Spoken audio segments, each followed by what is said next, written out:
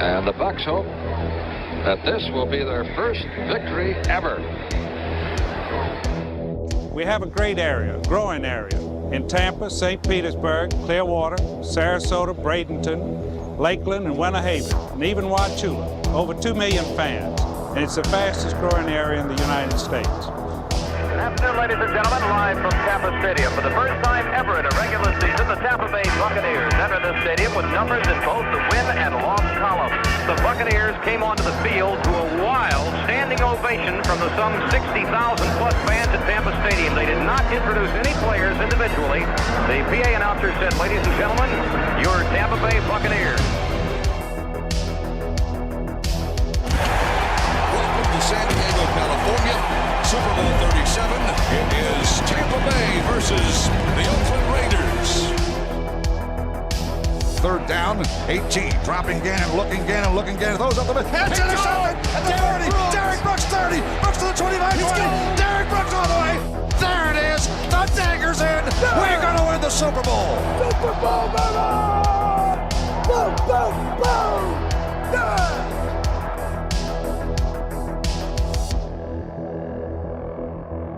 Tom Brady signing with the Tampa Bay Bucs tomorrow. Holy hell. Tom Brady going to the Tampa Bay Buccaneers. That's going to be a tough team to stop, I think, at this point. He said, "You know what ring is my favorite one? My favorite ring is the next one." Everyone always says, "Why the Bucs, man? Why did you choose the Bucs?" And it was a no-brainer. Brady has all kinds of time. Throws toward the end zone. It is a caught ball. Touchdown, Tampa Bay. Mike Evans. 8 seconds, 7 seconds. Brady to throw. Throws a deep pass downfield. Got Scotty Miller in the open. Makes the catch. Touchdown, Tampa Bay. Here's the snap out of the gun. Play action fake pass to Gronkowski. He's going to score a touchdown. Touchdown, Tampa Bay. Holy guacamole. And the Buccaneer Nation will celebrate. And I want to hear cannons. We do. I want to hear cannons. For sure. And I think we are going to hear cannons. If I got to do the boom, boom, boom myself. Bucs win. Bucs win. Bucs win the Super Bowl 55. Tom Brady engineers the offense. The Buccaneers score late in the first half, early in the second half. And there the cannons come. Fire them. Keep on firing them. Keep on firing them. How about the Buccaneers, huh?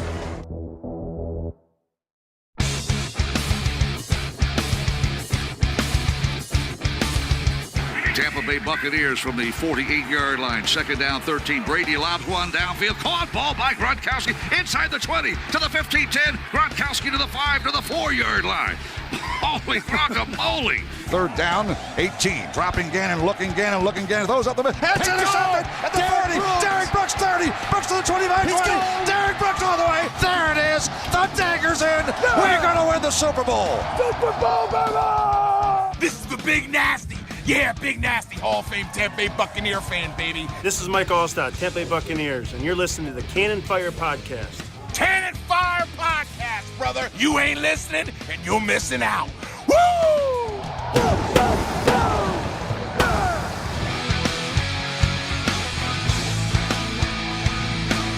Welcome back, ladies and gentlemen, to a brand new edition of the Cannon Fire Podcast. Back at you today live on YouTube for episode 213.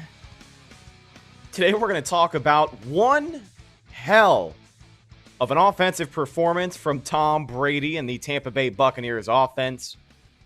Week 5 for the Bucs has come to a close, and what better way for them to go out there and do it? Your final score from Raymond James Stadium, 45-17 over the Miami Dolphins. We're going to break all of that down today, and as you can see, it is the return of the Cannon Fire Hotline. So the number is open. Give us a call. We'd love to hear from you. 813-433-0323. But welcome back to the podcast. I'm your host, as always, Rhett Matthew. Riding solo today, but that's all right. I've got my fellow Bucs fans with me, and we've got plenty of great things to talk about. So it shouldn't be very hard to, carry this show with just all the stuff that we can talk about. But what a game, man. I was able to go in person. It was the first in-person game that I caught this year aside from the preseason games.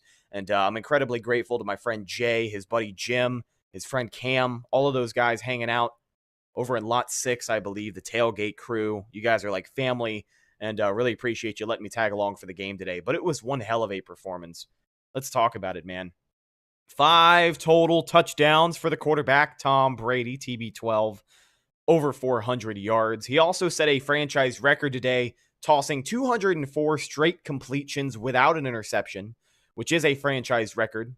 They made the announcement towards the end of the game before Tom Brady was benched for Blaine Gabbert. That's how good of a day he had. And when they made that announcement, the roof blew off of the place. And I definitely shared in those sentiments. What a day for TB12 and the rest of this receiving crew. Let me see if I can look up the rest of this box score. 2 touchdowns for Antonio Brown. Business was booming in that department. Mike Evans also had 2 touchdowns. Chris Godwin had a couple of big catches. We saw Tyler Johnson get involved.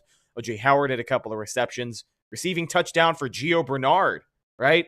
From top to bottom, this is without a doubt the best offensive performance we have seen so far from Tampa Bay. And just so much more to talk about, guys. We'll talk about the defense as well. 2 turnovers on the day for them. It was a little bit of a slow start, but it is forgiven. Once again, call the show, 813-433-0323. I want to hear from you guys here on the Cannon Fire Hotline show as I'm riding solo. Well, let's go ahead and break this game down. So looking at it from the beginning, it's kind of a tight game, right? At the end of the first quarter, 10-7 your score. And then the Bucs put up 17 unanswered points in the second quarter to get a little bit of separation there. But before we talk about the offense and the explosion that happened, we'll talk about this defense for the first 2 drives. It seemed like those first 2 drives for Miami, I know they had Jacoby Brissett in there. And actually, we'll give him some props here in a second. But Jacoby Brissett was out there doing his thing. And those first 2 drives, man, they sure as hell went down the field, and it looked like they were able to do whatever they wanted. So kind of a slow start for this offense, or for this defense, excuse me. And we've talked about before how that really just cannot happen against better teams. But luckily, you're playing Miami today, so it was forgivable. The offense was able to keep running the score up. So those guys had ample opportunity to get their feet wet and really get back out there and do their thing, disrupt the quarterback. Jacoby Brissett, man, how about this? We were watching the game, and I looked down, and my phone's blowing up. Adam Schefter, Ian Rappaport, anybody and everybody is tweeting out. Well, it looks like, Reed Sinette's going to be in the game for Miami because Jacoby Brissett just got carted off into the locker room. And I look at the notification, I look down at my phone, and Jacoby Brissett's still taking snaps. So I'm not sure what happened early on in the game, but he was able to get up and finish the rest of that game. And I mean, my hat is, off to him. I would literally take my hat off, but my headphones will come flying off and it'll look ridiculous. But a lot of respect to Jacoby Brissett out there for holding his own and trying to lead his team to not their 4th loss in a row. Checking in on the live chat, TB12 Goatman representing says you got to give Lenny some love. Absolutely, man. I said coming into this week that after last week, Leonard Fournette as the running back won. He had won me over. 100%. Lenny had won me over, and he went out there, did his thing yet again today. He was catching passes out of the backfield, which you love to see. I know we ragged on him a lot, and, if he ever goes back to dropping those passes, we'll probably continue to rag on him, but his improvement as a pass-catching back is making his role on this team a lot more, a lot more valuable. If he can catch these passes out of the backfield. There was one move today, man. He caught the ball in the flat, and he was going for the first down, headed towards the right side, and the defender was right there. He basically stopped, planted a hand in the ground, and then stutter-stepped and kept going. It was an incredible move from Lenny and something that I did not think he was capable of, but he definitely balled out there today. The stat line for Leonard Fournette looking like this. He had 12 carries for 67 yards, also found himself in the end zone, and then catching the ball, 4 receptions for 43 yards. His average reception was about 10 yards. Taking a look at the rest of the box score for this Buccaneers offense, Tom Brady, 30 for 41, 411 yards, 5 touchdowns. I'll call it right now. Tom Brady's going to be your FedEx Air Player of the Week this week. There's no way he's not, right? The man put up 35 points in one of my fantasy leagues, so I'm pretty sure he single-handedly won me that matchup.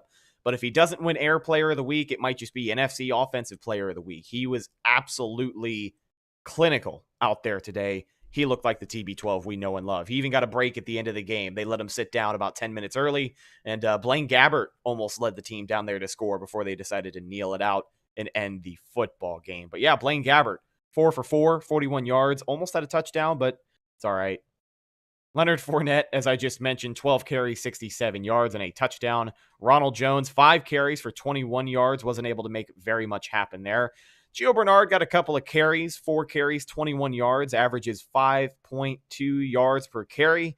Gio Bernard's quick, man. Some of those carries we saw, one of them was a pretty clutch first down, and that guy he's got wheels on him. He can move.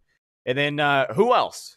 But the dual threat quarterback, Tom Brady, showed up today as well. 1 carry for 13 yards and a first down for TB12. Listen. His yards per carry, his average yards per carry over these first 5 weeks of the season has to be higher than anybody else in the NFL right now, right? I mean, with carries happening every single week, Tom decides to tuck in and run. He's actually able to make something happen. And you could tell there was a Miami linebacker, which I think was closest to Tom when he decided to scramble. And as soon as he saw Tom break the line of scrimmage, he put his hands up, looked at the referee, and looked at him and made sure that he wasn't going to tackle him. Because when you have Tom Brady on your team at 44 years old and those wheels get going, it's pretty dangerous territory to try and catch him, man. Yeah, Oliver says MVP Brady at 44. Listen, he keeps playing the way he has, man. Like we said, 200 straight completions without an interception. He had the 2 picks this year, but like both of those picks were just garbage. So you take away the garbage picks. This man is almost perfect on the season. I'm not entirely sure what his touchdown total is coming after this game. For the season, it's got to be like 12 or 13, right? He's also top 5 in passing yards. So if Tom Brady can keep his resume together for the rest of the season, and he can keep performing the way that he has. I know New England, they really didn't get in the end zone. He didn't register a touchdown. But that's all right because he went out there today and threw 5, right? That's what Tom Brady's able to do. And at 44 years old, man, it is quite the feat. Yeah, Tom says he wanted to see 50 plus today. I did too, man. Blaine Gabbert did a good job of taking that offense at the end of the game. I know they were just burning clock, but they were within the 10-yard line when they decided to kneel it down. I know it's respect for your opponent, but come on, man. Drop 50 on these fools, right? Right? What's the franchise scoring record? I think 55 when they played the Rams in 2019. That's the highest amount of points they ever had. They wouldn't have got that today. They only would have got 52 if they would have gone for it. But still, drop 50 on these fools, man. We broke the Dolphins takeaway streak. Adam Davies from Bucs UK checking in. Yes, sir, man.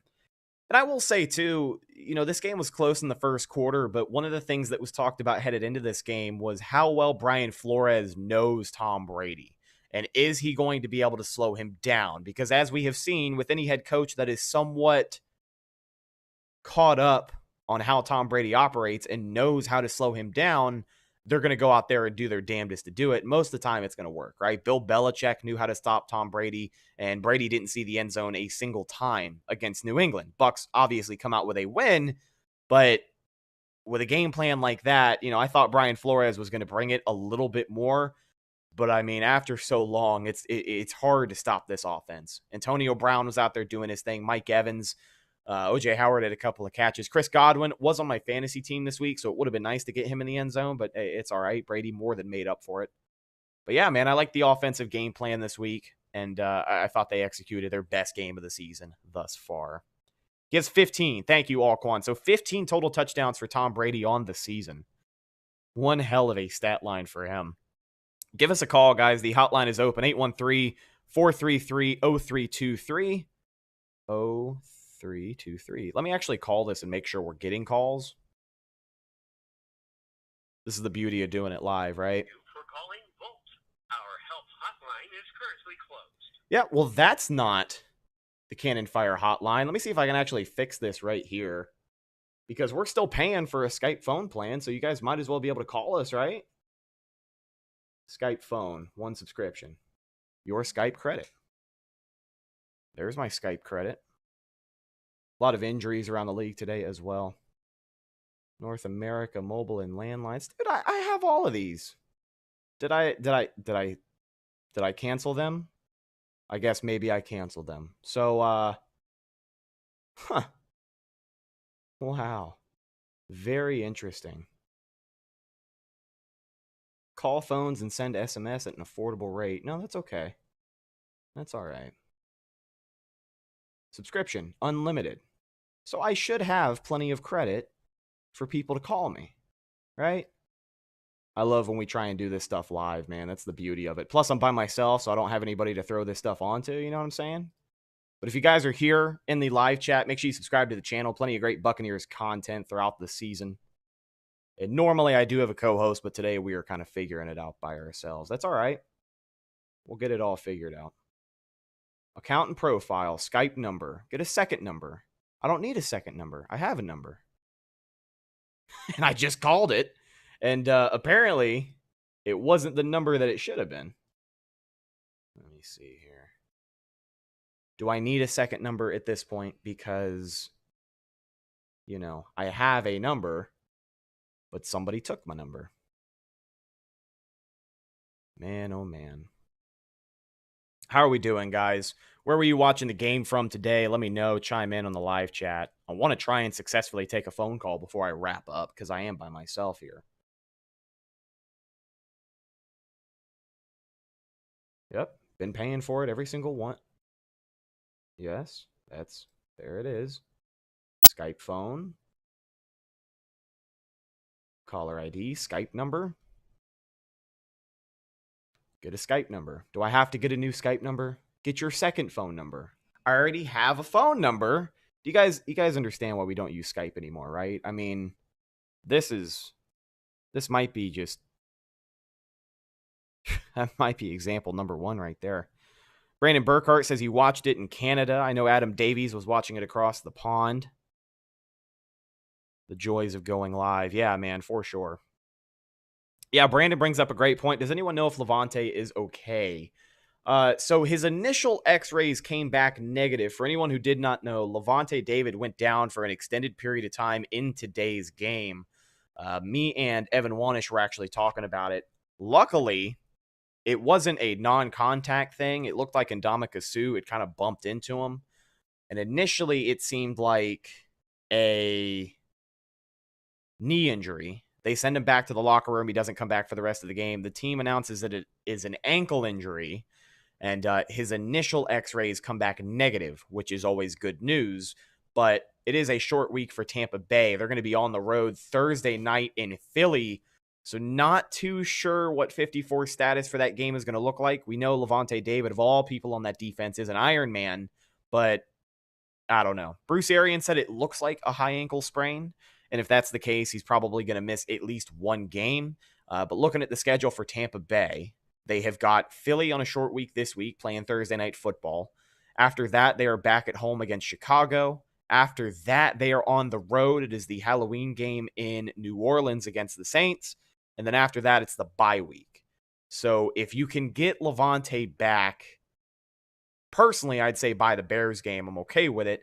But by the Saints game at the absolute latest is what it seems like it may be. But as the course of the week goes on, we'll, of course, get more information on what's going on with him. Those MRIs will come back, which are very important because the initial x-rays can always come back negative. But the MRIs later in the week are going to tell us a lot more. Look at Rob Gronkowski, right? His injury. His initial x-rays came back negative, and then his injury was just the worst of all time, apparently. Enter the phone number you'd like to display when calling or sending messages to people. All right, let's go ahead and put this in. 813-433-0323. Save that puppy. We've sent you a code by text message. Please enter it below. Well, that's not what I need to happen. I don't need to be getting text messages from Skype. I need... Are you telling me they just sent that phone number to some random guy probably just got a text? Unbelievable. Get a Skype number. It's crazy how they're telling me to get a second Skype number. Here is my local number. All right. Here's what we're going to do. I think we're going to have a temporary number for this show. Let me see if I can make some on-the-spot changes right here because I'm just that impressive, right? Let's go 850-397-2371. All right. So I believe this is the updated Cannon Fire hotline. No? Pay every month. I have a number already. That's the annoying part, is that I already have a phone number. So I'm not entirely sure why I have to go out of my way to pay for this again. But I guess we're going to have 2 Skype subscriptions, and I'm going to have to figure that out after the show. So we should have an updated phone number and possibly one that works. 850-397-2371. Try and give us a call. Please don't respond to this email. All right, cool. Yeah, they sure as hell did steal my money, Tom. I mean, Microsoft and Skype, it's not like they don't make enough money a year. Maybe they're just upset that we switched to Zoom earlier in the year. Yeah, I don't know what that was about. For anybody who tried to call in on the old number, it took you to some health hotline. I have no idea what that is, but that's been our Skype number for over 2 years at this point. I guess they changed it on us. But yeah, try and give us one more call. 850-397-2371. And I'll see if I can answer it. You know what? Let me go ahead and try this myself. 850-397-2371. And if this doesn't work, well then I guess we're SOL. There it is. That's me. The hotline is officially open, 850-397-2371. Let's get some calls underway, guys. About time, right? I'd love to hear another take on this football game. But I thought all in all, it is one of the best performances we've seen from Tampa Bay. When you play a team like Miami, you kind of have to win in this fashion, right? I think losing to Miami is obviously unacceptable. But winning to Miami in a 3-point game, a win is a win. But this is a team that, has lost 3 in a row headed into this one, is missing their starting quarterback.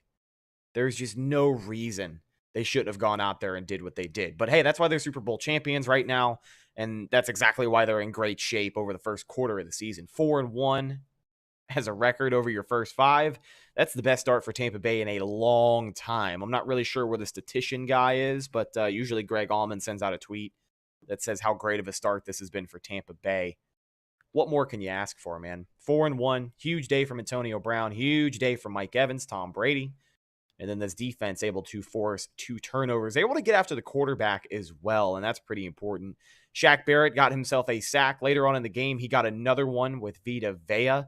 And the one Shaq Barrett sack that I just mentioned was a strip sack, set the Buccaneers up in scoring range. Actually, hold on. Let me see here. Yeah, 2 sacks in the first half. It was a strip sack for Shaq Barrett, which didn't set up a scoring drive, but it was the end of the first half, and the Buccaneers tried to have some fun. From 60 yards, we saw Bradley Pinion attempt a field goal, and I don't know what it looked like on TV, but he had the leg. It just kind of went to the left a little bit. I think it ended up going under the crossbar, but I really thought he could have hit that one. But I mean, a valiant try for the people's champion. And you got to like what you saw from the rest of the team as well. The defense able to hold it down in the second half and really prevent Miami from doing very much of anything. Couple of turnovers as well. The strip sack that I had just mentioned. An interception by Jamel Dean at the end of the game. The game was pretty much already done, right? The defense just needed to stop on that drive, and it probably would have been the dagger. It was right after a Mike Evans touchdown. Well, Jamel Dean gets a tipped pass in his favor, and the Buccaneers take over pretty much in the red zone. I mean, already on their side of the 50, it was easy money for TB12 at that point. Go on down the field, score some more points, and run it up on these fools from Miami. So the Buccaneers, it's a yearly tradition of proving they're the best team in Florida, and they went out there and did just that. Call me, please, 850-397-2371. I want to get some more thoughts on everybody, from everybody about this game. What are some things you're taking away? It is a short week for Tampa Bay, so it'll be interesting to see how they're able to bounce back. Another thing that I saw in the live chat, which I think is good to bring up, was injuries. Levante David did exit the game, and his status for Thursday is still kind of up in the air. But the fact that that was your only major injury, and you look at the state of everything else happening around the league right now, Saquon Barkley with a nasty injury, a couple of starting quarterbacks I know went down. So the Bucs are still in pretty good shape, and you got to be positive about that. I don't think the 850 number works. No, I think it does because I just called it. So I think you might be calling the wrong number. 850-397-2371. I just called it, and I see on my screen right now that I have a missed call from my phone number. So I'm almost positive that it works. How do we get a flag on our first kickoff return? Yeah, I don't know what that was about. We were kind of joking that the Bucs had gotten a flag already. Here we go, our first call of the day. Yeah, but I'm not really too sure what that flag was for. Maybe we'll get some insight here. But a caller from the 916. What's going on, my friend? Hey, how are you doing? Doing good, man. Got to feel good after a Bucs win, right? Yep. And I have Brady and Evans in my fantasy league, so they just gave him I think combined 60 points. So it was nice. Nice, man. The guy next to me had Mike Evans and his team, and we were talking about it all day. It was better late than never for Big Mike, but 2 touchdowns is certainly a way to cap off those 1:00 games. Yeah. So what's your take on the game? What's going on? What's on your mind? I thought we played well, especially in the third quarter. After the first 6 minutes went by, we dominated. So I thought that was good. But I have a question. Did you see about Brady? Is he injured or something? Because it looked like he was holding on to his thumb. So there was some video of him holding on to his thumb, and he addressed it in his post-game conference. He injured his thumb on a player's helmet.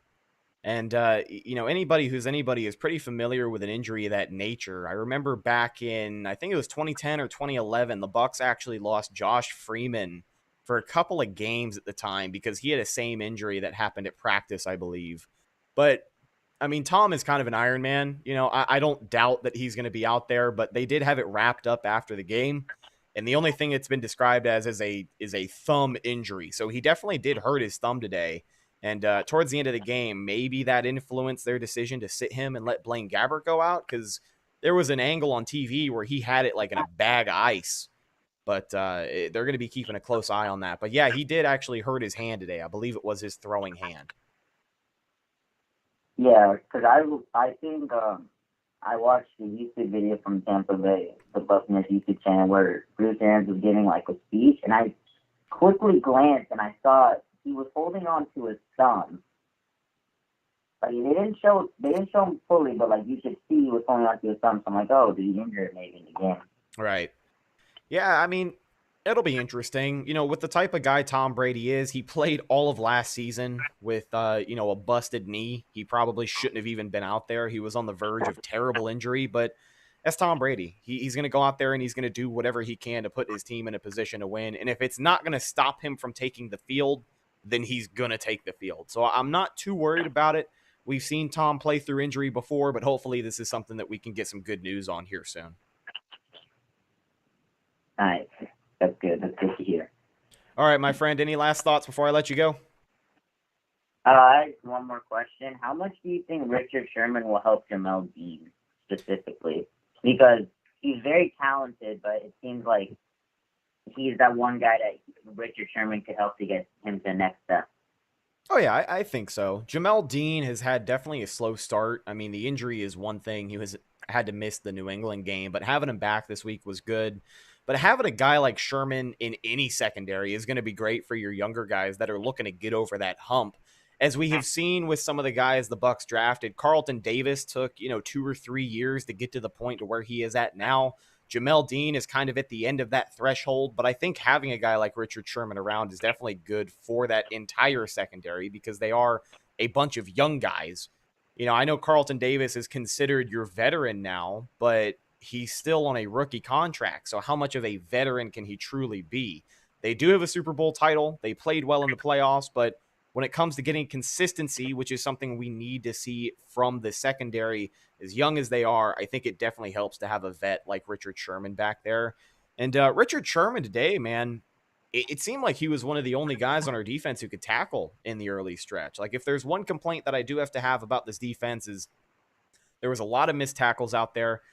Kevin Minter actually came in after Levante David got hurt, and he had 2 in a row on 2 straight plays. That was tough to watch, but Sherman was out there doing his thing. He's a veteran who has played in every defense that's pretty much in the NFL right now.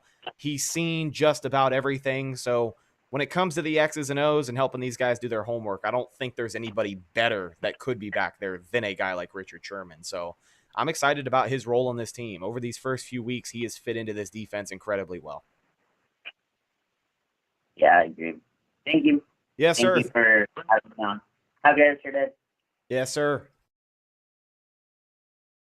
Thank you for calling from the 916. Always a good Sunday when the Buccaneers are victorious. Again, the hotline is open.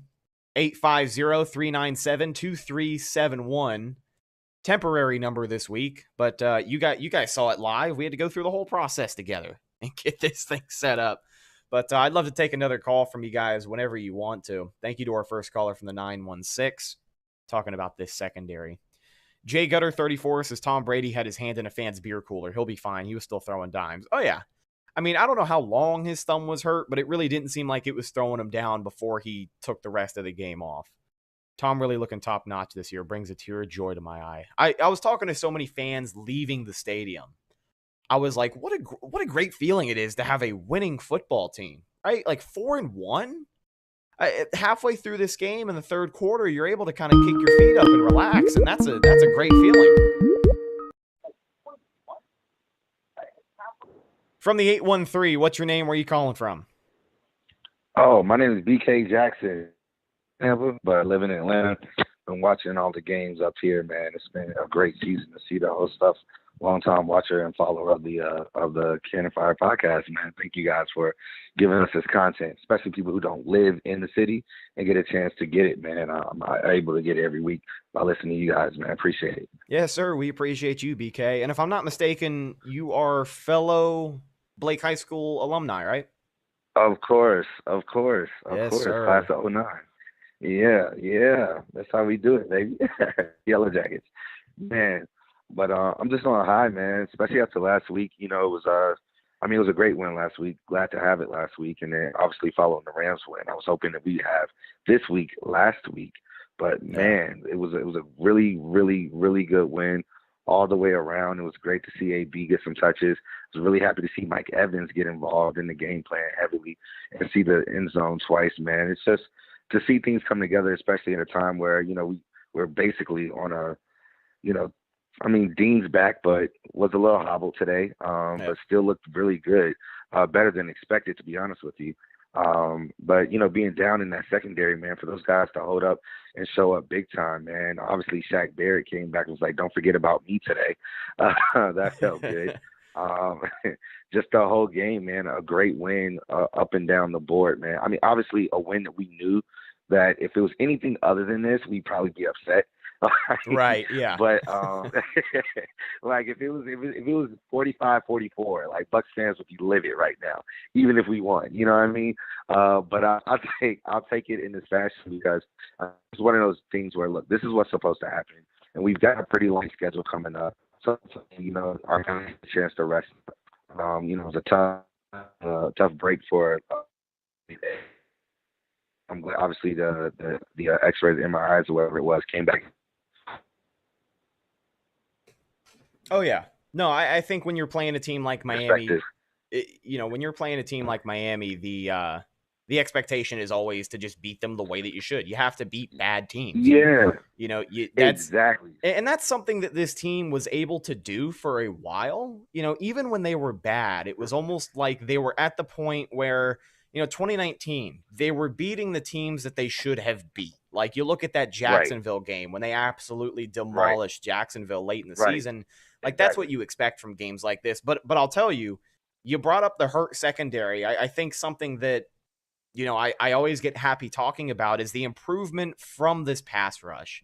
Headed into the game against New England, we talked about how we need a little bit more from this pass rush. I think over the first 3 games, they had 2 sacks or 3 sacks. Like, it was abysmal. And not that they have, right. Not exactly now that they have flipped that number on its head, but you're seeing them get after the quarterback a little bit more, right? You're seeing guys put people under pressure. Jacoby Brissett was pretty uncomfortable for most of the game, it felt like. And, you know, it forces mistakes. It forces turnovers down the stretch, which I think this defense is built for. a little bit more than having a shutdown secondary. But, Jamel Dean coming back today was obviously a good thing because he notched himself an interception off that tipped pass. Right. That's pressure. Right. Pressure makes that play because while the receiver was open, he just didn't hang on to it. But, Brissett was uncomfortable in the pocket. And after being carted off in the first quarter, he was already playing hurt. Not really sure what his status is. But, I'm excited about this pass rush and just the way that things are coming together. I think after this week, after week 5, we're kind of past the point of it's early in the season. Let's wait for these guys to get adjusted and really get their wheels rolling. Yeah. This game is basically, setting the tone for the rest of the season as far as where they need to be on offense and how they need to play these games. Right. And then the defense, obviously, you're working with what you can in the secondary, but the pass rush showing up is just it's starting to look like the Bucs of midseason from last year, a little bit earlier in the year. And I know that it's against the Miami Dolphins team, which is not good. But that's how you beat those teams. And for the Bucs to go out there and do their thing, wasn't a whole lot of penalties this week, which I'm also happy about. It's hard to come away from this one with a lot to complain about, right? Right. No, and I'll say that's the last thing, and I'll just leave it back over to you, man. I kind of take this game into consideration of that first game in college football where they name team, and just run it back. Sometimes it's like you need that just to have that confidence to get into a game where we go back and we'll get our shot, later on in the season against some must wins. But with Carolina losing today, that was a huge jump for us just to kind of just get a couple of distance within the division. We'll have our shot at those guys as well. You just don't want to get too comfortable in this division, man. You just never know what can happen in football. Oh, yeah, 100%. It'll be interesting to see how it shakes out. I thought all the NFC South teams were going to win today. You said Carolina did end up losing? Yeah, they did end up losing today. I was walking into the stadium. There was a guy watching the Falcons game. He's like, "Yep, it's 20-17 Falcons right now." And I said, "Oh, okay. Well, they're going to lose then." Late in the fourth quarter, Falcons are up. I thought they were going to lose. They pull it off against the measly Jets, and then of course the Saints over in London, right? Yeah. That was the early game this morning, so they were able to get that done and out of the way with early, and then the Saints hold on to win their game against Washington. That'll be a really fun matchup here in a couple of weeks for Tampa Bay. But yeah, man, definitely can't get too comfortable, but that's also part of being a championship caliber team is making sure you don't get too comfortable. I mean, we saw it a few times today. The Bucs were up 2 to 3 possessions, and then Miami started to get a little bit of life in them, and you had to make sure you weren't too comfortable. But Tampa Bay was able to hold it down today. And as far as the division race goes, I'm curious to see how that shakes out. But I think if the Bucs keep playing the way that they have, come the Halloween game, if they are in New Orleans and they beat the Saints, I feel like that might do a really, really good job of, just distancing the division race that much more. You know what I mean? Yeah, and even Jameis today had one of his Jameis games. One of my best friends is from New Orleans, and he was like, "I see what you were saying today." I told you. It's the thing. Like, I don't even know if it's a good thing or a bad thing. I just know Jameis is going to be Jameis. Yeah. He definitely had a Jameis Winston game today, man. But back to the Bucs, man. I'm really excited about where we are, and it's just just having Tom Brady as a quarterback. Like, I never panic.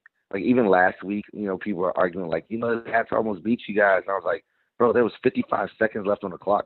My quarterback is Tom Brady. I got 2 timeouts. Come on, man. I'll take my chances. It's just one of those feelings where it's like you never feel like you're out of it.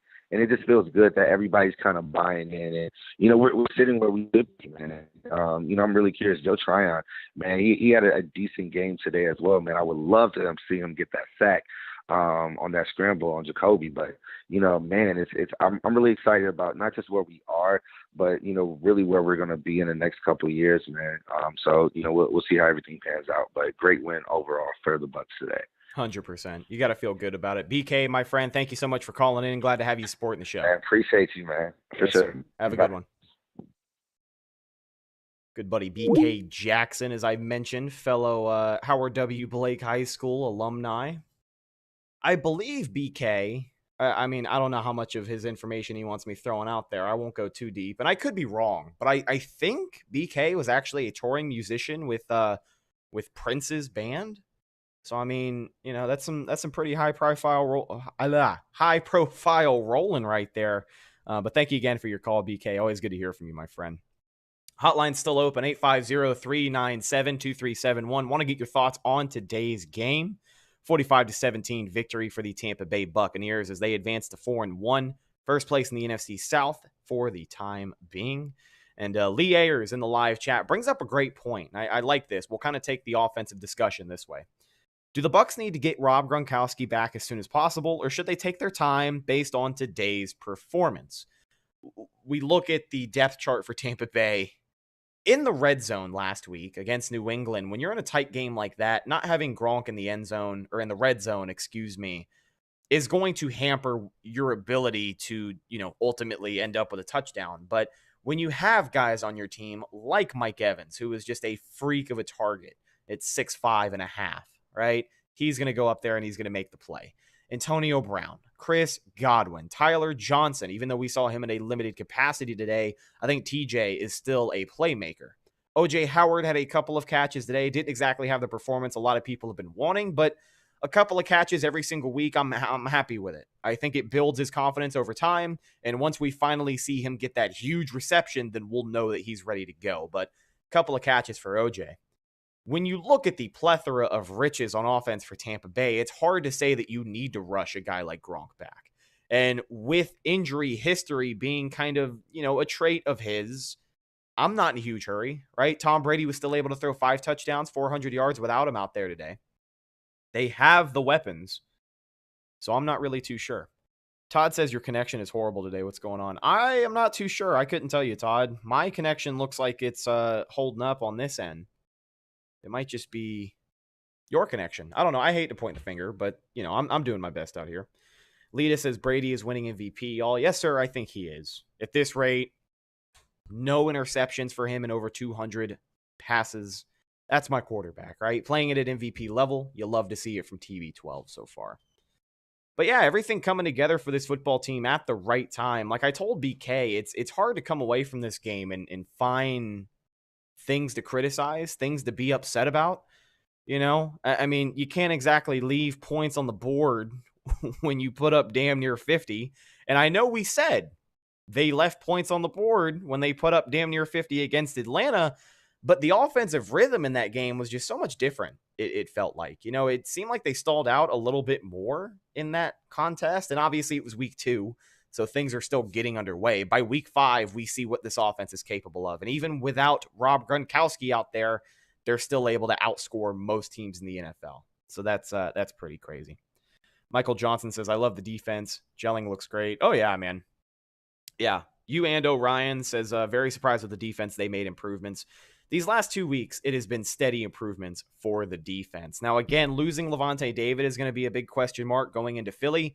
But, I mean, Devin White, we all know he's the man. We're going to need him to probably step up for an extended period of time here. Maybe 1 or 2 games. But, with Devin White holding it down, we know Kevin Minter is a good quality linebacker. He looked a little rusty out there today, but the more reps he gets, I don't really worry about him. So I'm very interested to see how they're able to play down the stretch. But, if the pass rush keeps doing what it's doing, 2 to 3 weeks go by. The bye week is here. Right around the bye week, I think the Bucs are going to get Carlton Davis back. We should get a positive update about Sean Murphy-Bunting. I'm not really sure what that's going to look like for him, right? But, I mean, as long as this pass rush keeps performing, Richard Sherman holding it down, Jamel Dean able to stay healthy and try and improve off of what he has shown us after today. I mean, these guys are going to start to come back. So everybody stays healthy and they do their thing. I really like the improvement from this defense. And, I mean, what more can you say about the offense, right? I really think that this is probably going to be the shortest post-game show in the history of the Cannon Fire podcast because we literally have covered everything today. I mean, the offense was near perfect, probably their best performance of the season, and then the defense had a little bit of a slow start, but down the stretch, they were able to do what they needed to do, force a couple of turnovers to help set the Bucs up in scoring position, and what more can you ask for, right? I mean, just a great performance from this team. I think this is one of those wins that you can hang your hat on and you can be happy for a little while because there isn't a lot coming away from this one that I'm super upset about. I was skeptical early in the game when I saw that we had Jerome Boger as the lead official out there. That guy hates the Bucs, man. He hates Tampa Bay. So I thought it was going to be a pretty long afternoon when we saw him out there. But luckily that wasn't the case. The Bucs were able to play disciplined football. Actually, speaking of disciplined football, one of the things that I liked as well, there was a point where Miami had kept their starters on the field to go for it on fourth down. They tried to get the Bucs to jump off sides. Doesn't happen. I believe Tampa Bay calls a timeout. They take a minute. They line back up again on fourth down. Try and get the Bucs to jump. Nothing. Right? These past few weeks, false starts have been killing this football team. Donovan Smith, I think, had a false start today. That's a weekly occurrence, right? But I thought the discipline on defense today was pretty good. I think there was a pass interference on Ross Cockrell early in the game, which was kind of hot garbage. There's a couple of calls every single week that are a little questionable, and that was one of them. But overall, I think the penalties were turned down this week, and that's always a great feeling as well. Edwin says the defense just needs to heal up and we'll be good. Brady did hurt his thumb. Yeah, he hurt his thumb, but as far as the defense goes and staying healthy, you keep those guys as healthy as you possibly can. Go out there, do your job, and before you know it, your secondary is starting to be pieced back together a little bit after the bye week, so that's got to be a good feeling as well. Michael Johnson said Joe Tryon looks great. Yes, he does, man. 2 sacks last week for the rookie. Wasn't able to hit home today, but it's good to see him start to get just more snaps, more involved in the defense. Sometimes they don't line him up as an edge rusher. Sometimes they drop him back as a linebacker and he plays in coverage. That's not always the answer because I think there was a big play thrown on him today. I want to say it was Mike Gesicki, but it was a really costly first down for Miami. And yeah, okay, so I remember this now. They had Vita Vea all the way on the outside, lined up as an edge rusher. I mean, he was in a 3-point stand, so it wasn't like he was going to stand up and go after somebody, but he was lined up on the outside. They had Tryon to the left of him inside, sitting in the gap right there, and he dropped back, covered the tight end, who basically ran a seam, and then that's who got the pass caught over him. Couple of different looks, but I like seeing Joe Tryon get involved out there. You know, seeing your rookie perform, especially a rookie that was drafted 32 overall. Like, it wasn't really sure what his level of production was going to be this year. Once training camp started and everybody got a good look at him, I remember the hype was way up here. I think the over-under that we set on this show for sacks this season was like 7. I think he's probably going to get around 6 or 7. I mean, he had 2 in one game last week. So if he can perform the rest of the season and get a good, healthy amount of snaps, I have no reason to think that he's not going to get after the quarterback a few more times. But it's always good to see Joe Tryon out there, man. And to see him perform today, even though he didn't get home, it's a good feeling, right? Production out of your first round is always really, really good. Yeah, Shaq Barrett showed up today. That front four was impressive, but Shaq Attack was in full force. A sack and a half for Shaq Barrett because I think the one was split between him and Vita Vea. But he did have that strip sack, which I mentioned at the end of the first half, set up the Bucs to try a 60-yard field goal with Bradley Pinion. Did not shape out, but it's all right. It was already a 14-point game at that point anyways. And the Bucs ended up deferring to get the ball to start the second half. Honestly, if they would have got the points there, I think it would have been a 21-point game because they didn't get the points, and then Miami went down the field and scored, and it was only a 7-point game. But that's when the Bucs kind of ran away with it. But I mean, that was the closest this game got. So, if that's the closest this game gets, I'm happy with it. Frank G says, running solo today. Yes, sir. Just me and the callers. So if you guys want to call, I'll probably take a few more before we wrap things up. 850-397-2371. Hotline is open. Willie Beeman, the moderator, checking in. Says, shout out to my guys at the Cannon Fire Podcast. What's going on, Willie? Good to hear from you, my friend. Like I said, hotline is open, 850-397-2371. Give me your Bucs takes. I want to hear your thoughts on today's game and maybe your thoughts headed into the short week. So it is a short week for Tampa Bay. They're going to be on the road in Philly Thursday night against the Eagles. I wanted to say like the Phillies for some reason. They're going to be in Philly Thursday night against the Eagles. They'll be on the road for that one, so it will be a short week. With that being said, we're going to do this show, and then I think either Tuesday or Wednesday, me and Ev are going to try and jump on here and do our weekly game preview show. So there's not going to be a mailbag show for the short week. but I figured we'd compensate and make the post game a call-in show. That way we can combine the two, right? Because I love getting your guys' takes. Now, it doesn't even have to be the mailbag show if you want to send in a take. CannonFirePodcast@gmail.com. Send us your questions, your comments, concerns, anything at all regarding the Tampa Bay Buccaneers, and it'll be read on the podcast. But yeah, I think Tuesday night, Tuesday or Wednesday will probably be our game preview show. So we'll figure it out, and we'll make sure we talk to you guys then. Did Tom have a perfect passer rating? I don't know. I don't know off the top of my head. Let me take a look here and see. I don't think he had a perfect passer rating because he had 11 dropped passes, or 11 incomplete passes, excuse me. But let me take a look here. 558 total yards for Tampa Bay, 437 passing yards, 121 rushing yards. They average 7.8 yards per play. It doesn't show me his QBR. I look up Bucs box score, and I don't really get what I'm looking for. If anybody has Tom Brady's quarterback rating, though, drop that in the live chat. We'll make sure we hook it up here. Edwin says, glad to see the running game was in full effect today. Absolutely. We gave some love to Leonard Fournette early on in the show. Got to give it again, man. He's been a stud. The fact that he's actually catching passes out of the backfield now makes him a little bit more dangerous. You like to see consistency build there, and that's what he's been doing these last few weeks. He has 100% won me over.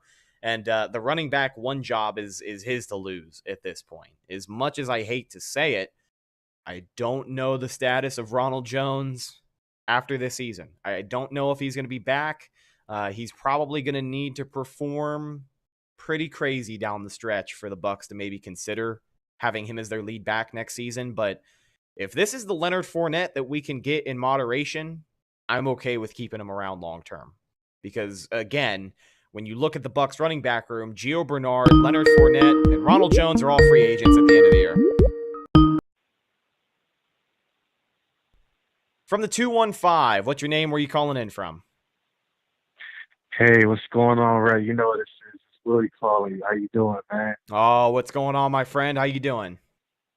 I'm doing good, man. Doing good. Just wanted to call in to see how you were doing, man. It's been a while since we chat. Yes, sir. I'm good. Listen, whenever the Buccaneers win and, whenever they win in the fashion that they did today, I'm going to be feeling good for the rest of the week. Most definitely. Most definitely. I mean, I think we're pretty much off to a hot start, but, it's just the injuries in the secondary are just kind of killing me, man. And yeah, I mean, it's going to be a lot more teams that are, that are better than Miami that we're going to have to see down the stretch. So, I mean, I am a little worried about that, but, hopefully our guys can come back healthy and strong in the secondary so we can really, turn the tables.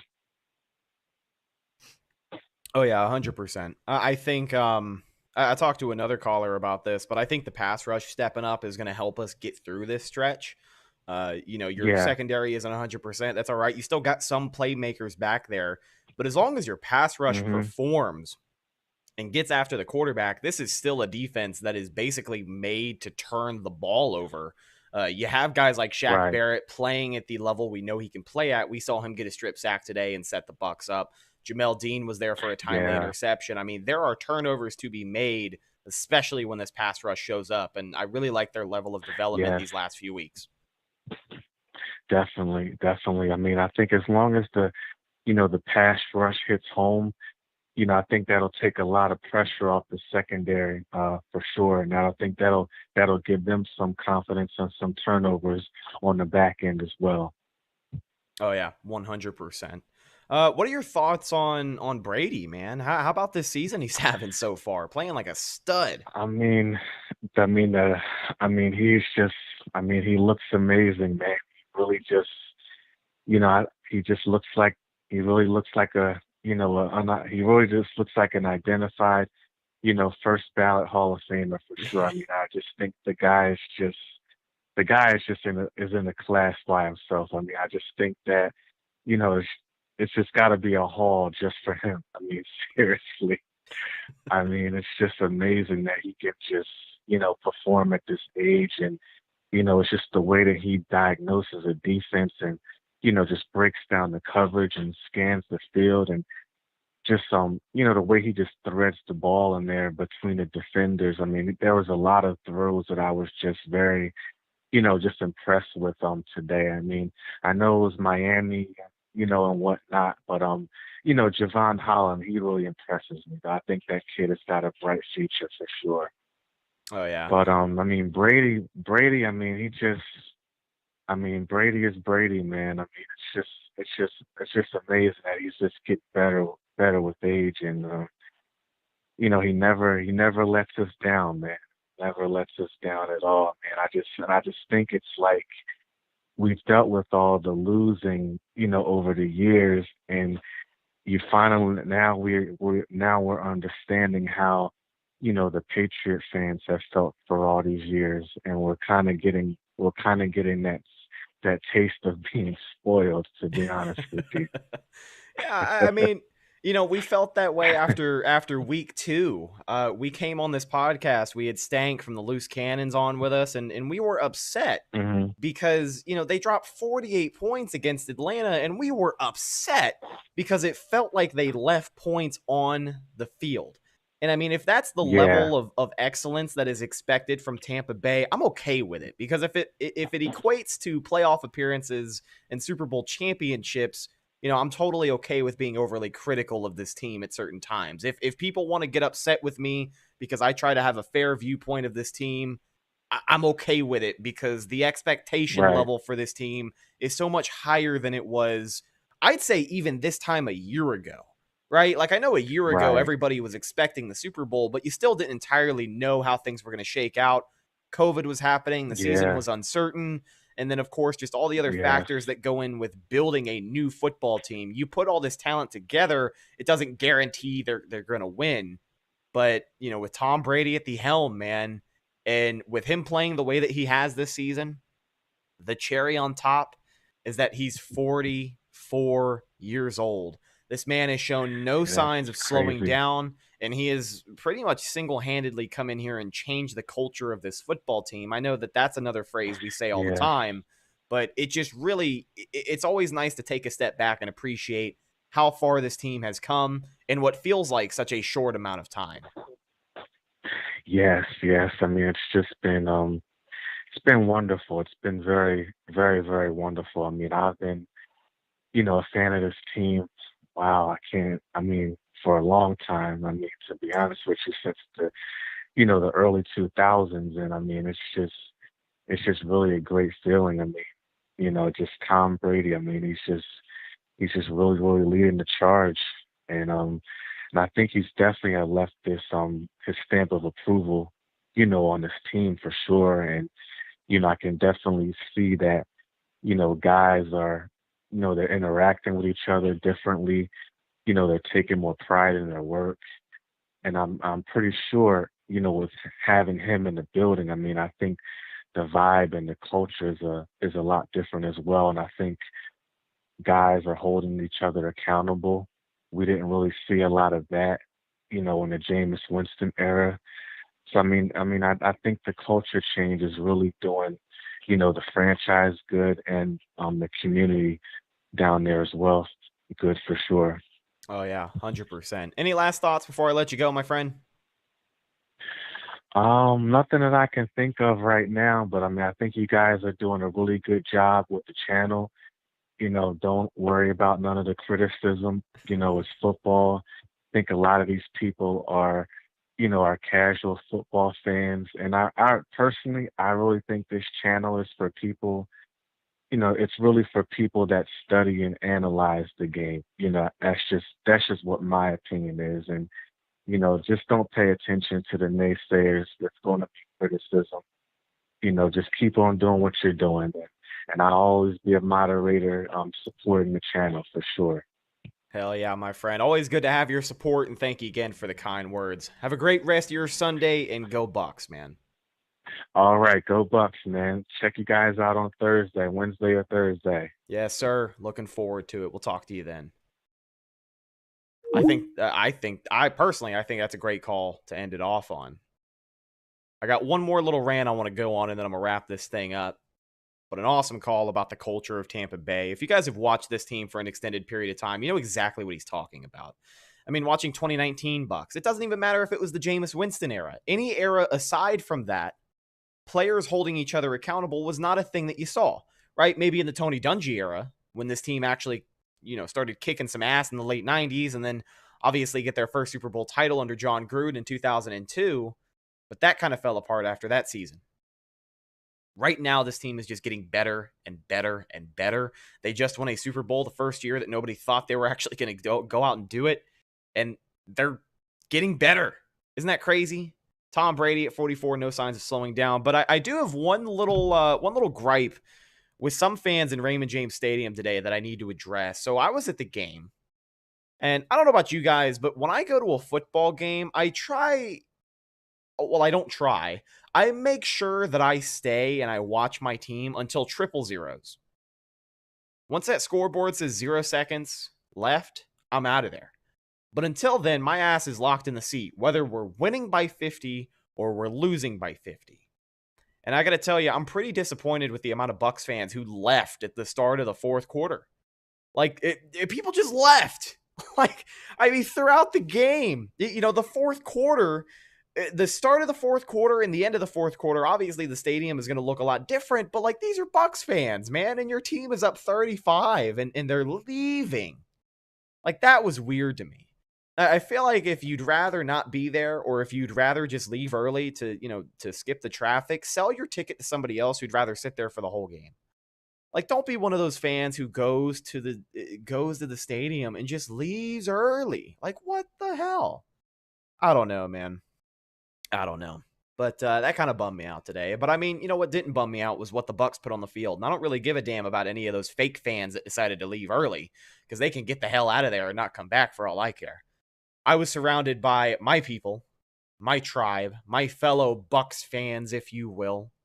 And I don't really think that there is anything that'll ruin the rest of my Sunday. But, just a quick little negative shout out to those people who like to leave early. I don't care if the Bucs are losing by 50 or they're winning by 50. I'm staying till 000.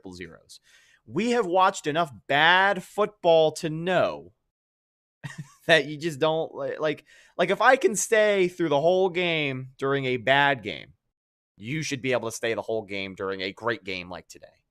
But ladies and gentlemen, that's just about going to do it for this episode of the Cannon Fire Podcast. Really quickly, shout out to all of our viewers over on YouTube right now.